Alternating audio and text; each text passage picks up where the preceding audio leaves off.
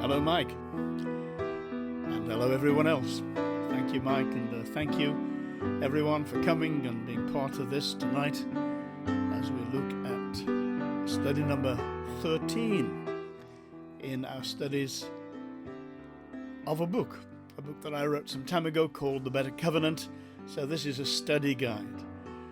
And I'm doing something different tonight, and that is I'm actually going to take a chapter of the book, chapter 3, and I'm going to read it. The reason for that is simply this, that I wanted to gather together an overall view of the Old Testament tonight.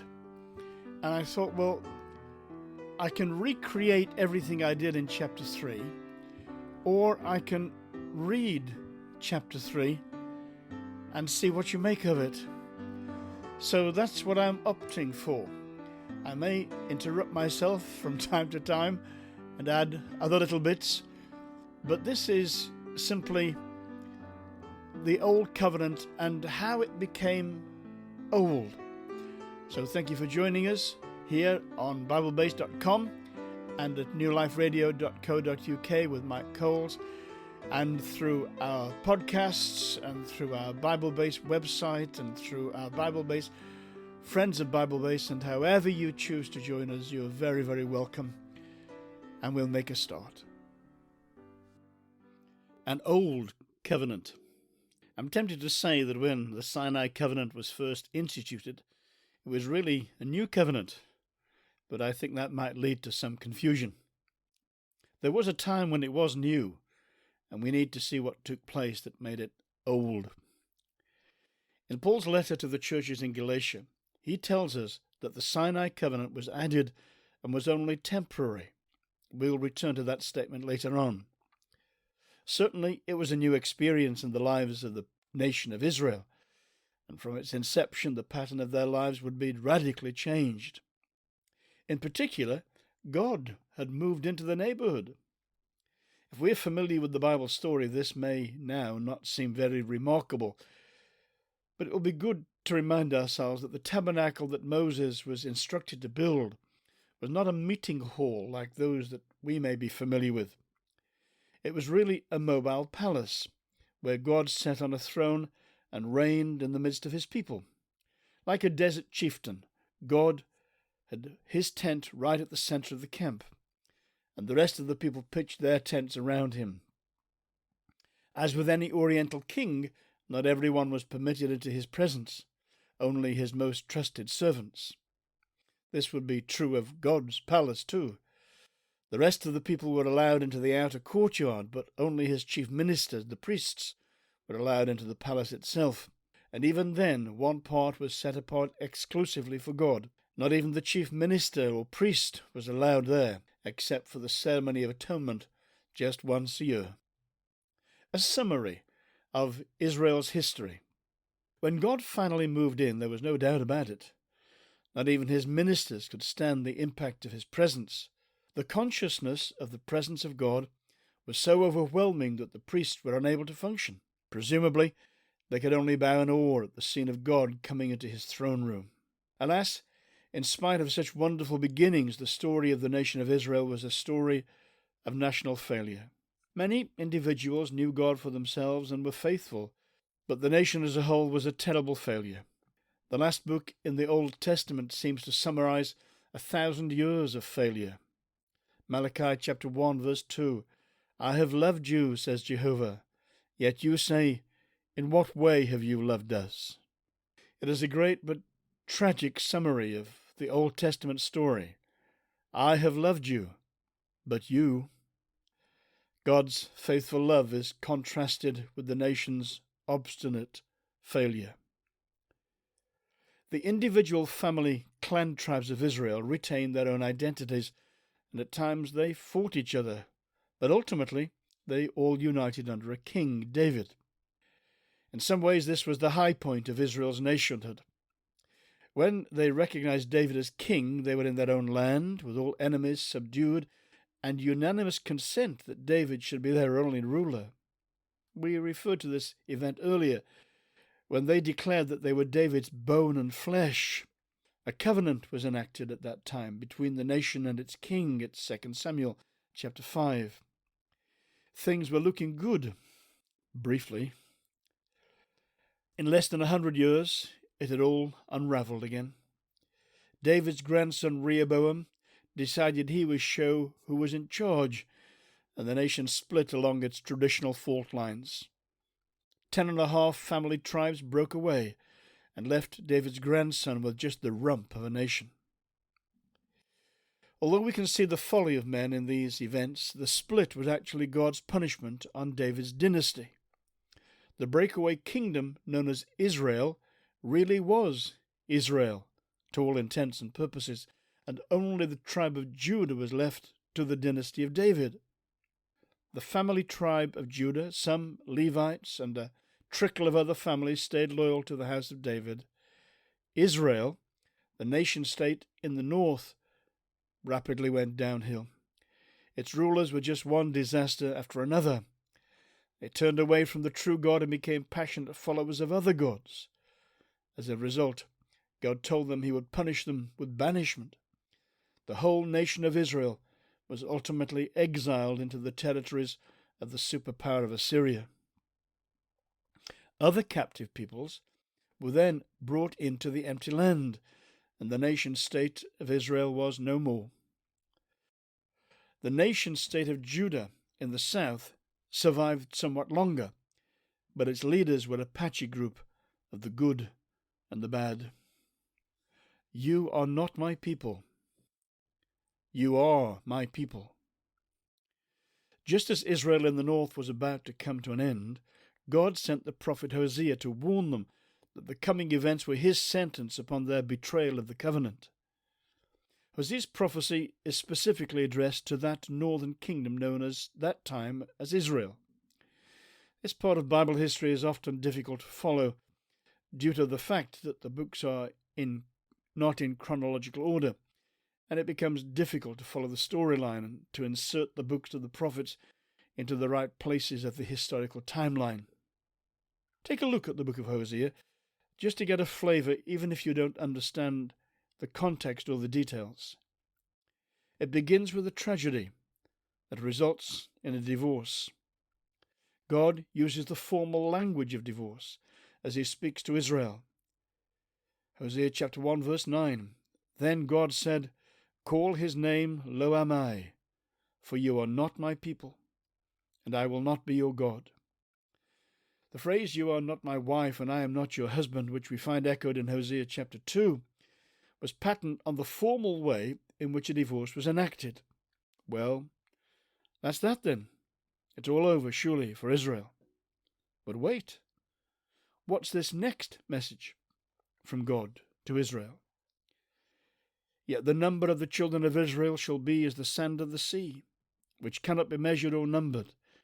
And it shall come to pass in the place where it was said to them, "You are not my people," there it shall be said to them, "You are sons of the living God." Hosea chapter 1 and verse 10. Notice too there the switch from people to sons. Apparently, it's not the absolute end. There's to be another chapter to their extraordinary story. This may already seem confusing, but there is an added complication to the story. Under the Sinai covenant and its special laws, a man could not take back a wife that had been divorced if that wife had become the wife of another man. That's Deuteronomy chapter 24.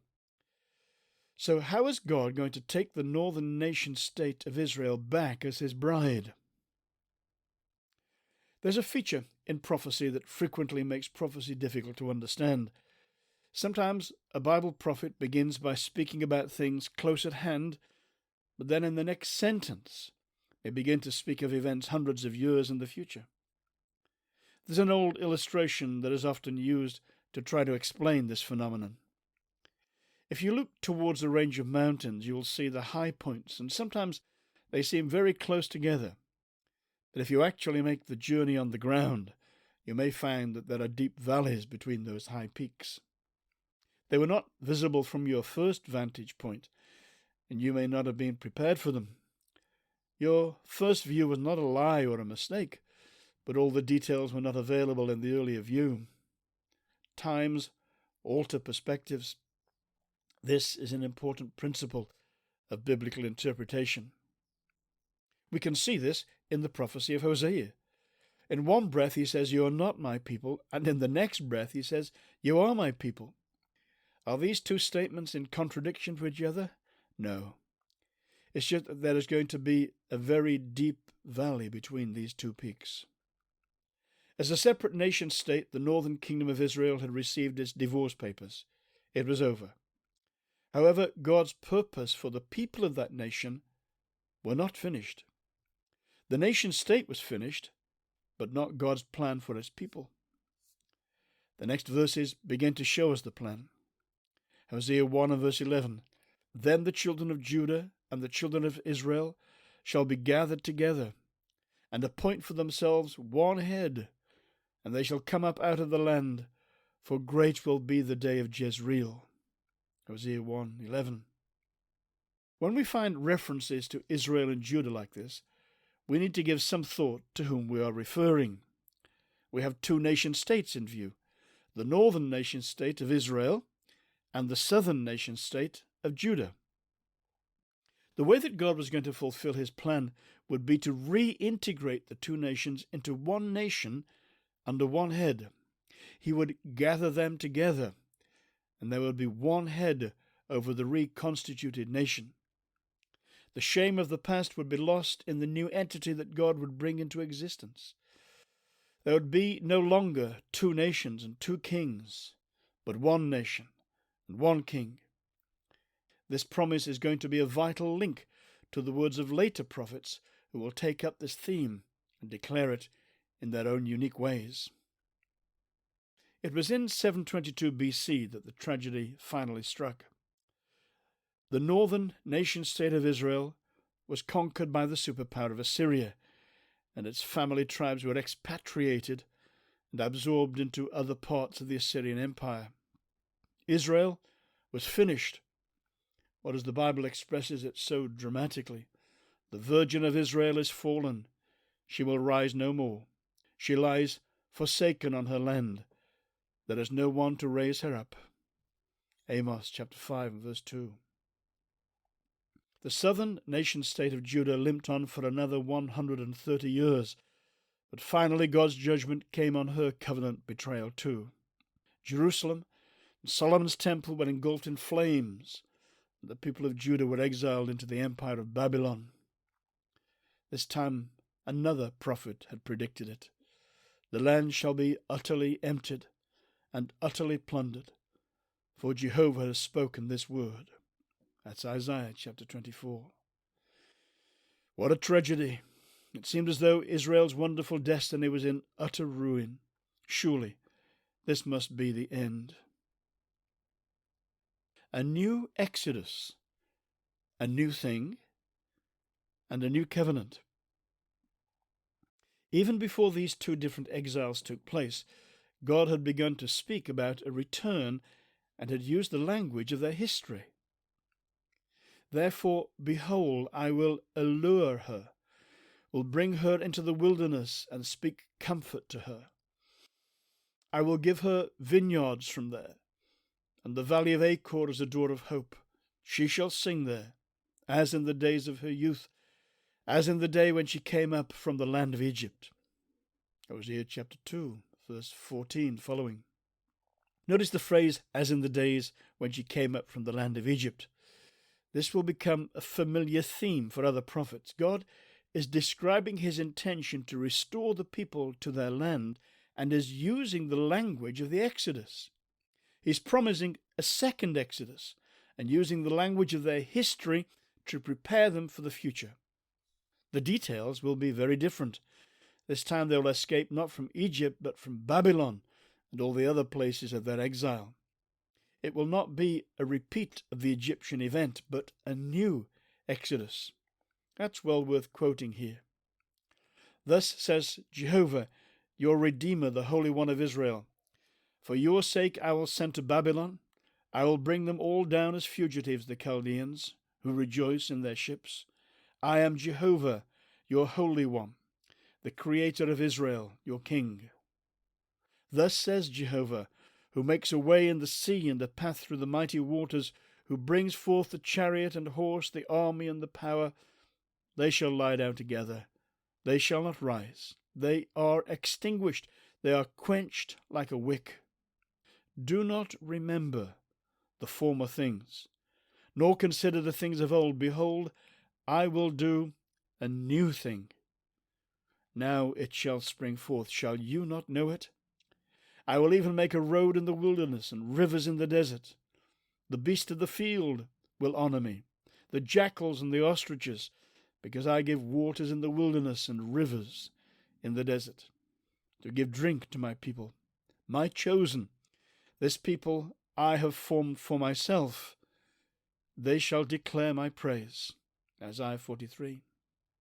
This passage contains the famous promise that God is proposing to do a new thing. This will be another part of the repeating refrain, a new thing. As the judgment struck and during Jerusalem's last days, the prophet Jeremiah began to declare God's plan, but not this time in the language of a new exodus or of a new thing, but of a new covenant. Behold, the days are coming, says Jehovah, when I will make a new covenant with the house of Israel and with the house of Judah, not according to the covenant that I made with their fathers in the day that I took them by the hand to lead them out of the land of Egypt, my covenant which they broke, though I was a husband to them, says Jehovah.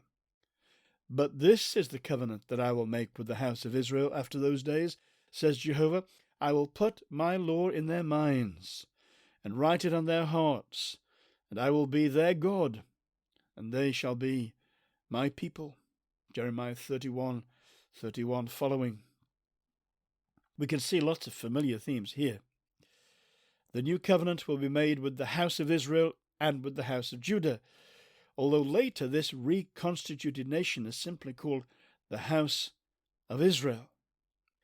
There are reminders of Egypt here too, and the Sinai covenant, and the strong statement that the new covenant is going to be different. This is going to be important later.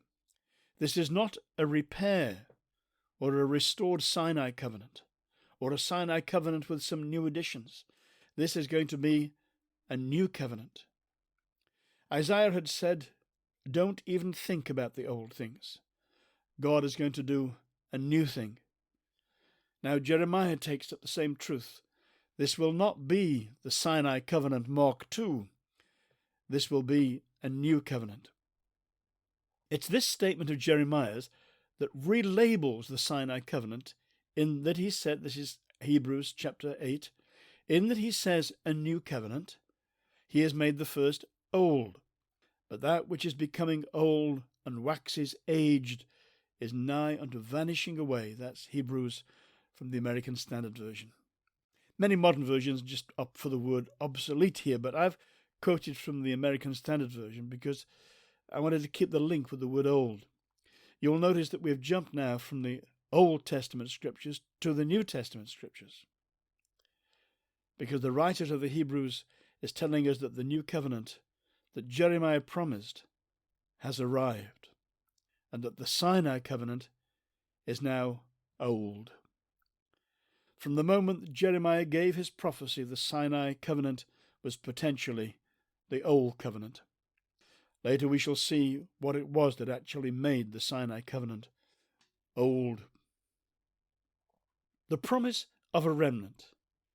There is yet another thread that we must examine, and this will link us to our final comments about Noah in chapter 1 of the book.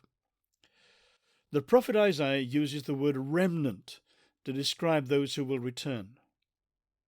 I can still recall shopping from the remnant stall in the open market with my mother. It's interesting how words have histories. A remnant is what is left behind when everything else is gone. Isaiah uses the word to say that although God's judgments have justly come on the house of Israel and on the house of Judah, the destruction has not been total. A remnant will survive, and that remnant will return. This is Isaiah chapter 10. And it shall come to pass in that day that the remnant of Israel and such as escaped of the house of Jacob will never again depend on him who defeated them, but will depend upon the Lord, the Holy One of Israel, in truth. The remnant will return, the remnant of Jacob, to the mighty God. For though your people, O Israel, be as the sand of the sea, a remnant of them will return. The destruction decreed shall overflow with righteousness. Some time ago I tried to calculate just what percentage of this remnant represents the all Israel before these expatriations and conquests. If we think of the remnant initially as those who returned from the exile during the times of Zerubbabel and Ezra and Nehemiah, we're talking about less than 50,000 people. From both nations, from the north, Israel, from the south, Judah, there returned less than 50,000 people. I've calculated that the population of the nation during David's day was closer to 7 million. The remnant was a tiny proportion of the original united nation. Later, the prophet Ezekiel takes up the theme and speaks of the remnant, but he also adds his own ingredients to the promise. He speaks of the returning exiles and repeats the idea of Hosea that they will be one nation under one king. God even gives him a miraculous illustration to make the point in Ezekiel chapter 37. But Ezekiel adds some details that make it more complex too. He says that the one king who will reign over the reconstituted nation will be David. I will establish one shepherd over them, and he shall feed them, my servant David. He shall feed them and be their shepherd. Ezekiel chapter 34, 23 following. As Ezekiel is prophesying after 400 years after David's death, this is going to need some explanation. Ezekiel is really promising the return of the Davidic dynasty and more. This will give us a pointer to the future, because the descendant of David that Ezekiel promised is Jesus of Nazareth, the son of David. And Jesus himself would later use words which were a clear echo of Ezekiel's prophecy. And other sheep I have which are not of this fold, them also I must bring, and they will hear my voice, and there will be one flock and one shepherd. John's Gospel, chapter 10. As we promised, we shall need to retrace our steps for a while, because there is yet another covenant that we need to examine, and this is even older than the Sinai covenant. In fact, it will stretch back all the way to Abraham, and then, moving forwards, will find its fulfillment in the person who is the real subject of both these covenants, Jesus Christ himself, the son of David and the son of Abraham. These two Old Testament characters, separated by 1,000 years, appear side by side as the New Testament begins its own story. Matthew chapter 1 and verse 1, the book of the genealogy of Jesus Christ, the son of David, the son of Abraham. In this chapter we trace the history of the nation-states of Israel and Judah, and saw how comprehensively God brought his judgments upon them. We traced the separated states and saw that we need to distinguish the different ways that the word Israel is used. Sometimes it refers to the separate northern nation-state of Israel. When that nation becomes no longer a people, the name of Israel becomes the label for God's reintegration of remnants from both the house of Israel and the house of Judah into a reconstituted Israel. We also saw that it was promised that this reconstituted Israel, that David would reign over, and that Christ clearly saw himself as the fulfillment of this prophecy. Well, are you still with me? Well done. We've just gathered near on 2,000 years of Israel's checkered history and seeing that throughout it, God was determined to fulfill his purposes, but not in a way that anyone had imagined. That's why in so many of these things the past is no indication of the future. Remember not the former things. Well, I hope you kept up with that. And if you didn't and you're a bit puzzled, well, why not listen to it again? Or you could even read the book. There's a lot in this chapter. It's tightly packed, and I don't want to overwhelm you. But I do pray that as you consider these things, you will see just how wonderfully God prepared, knowing the end from the beginning, and how things are heading towards this amazing new covenant. Next week, God willing, we're going to loop back again to see some other colours that we can add to our palette to get a full understanding of this glorious word covenant and why the new covenant is described as the better covenant. Thank you for your time. Thank you for being with us. May God bless you. And God willing, we look forward to seeing you same place, same time next week. Goodbye.